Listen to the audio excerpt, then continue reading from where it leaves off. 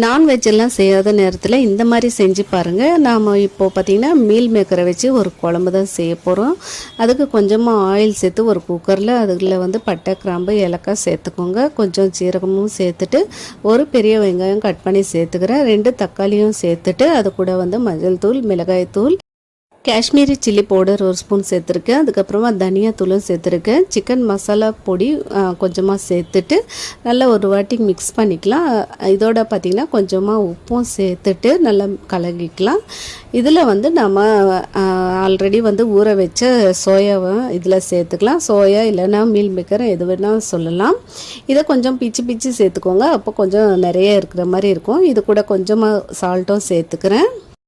இப்போ இதில் தேவையான அளவு தண்ணி சேர்த்து குக்கரை மூடி 2 விசில் விட்டுருங்க. நல்லா சூப்பராக கிரேவி ரெடி ஆகிடும். இது சப்பாத்தி அதுக்கப்புறமா சாதத்துக்கூடையும் நல்ல ஒரு காம்பினேஷன். ட்ரை பண்ணி பாருங்கள். ஒரு லைக் கொடுங்க.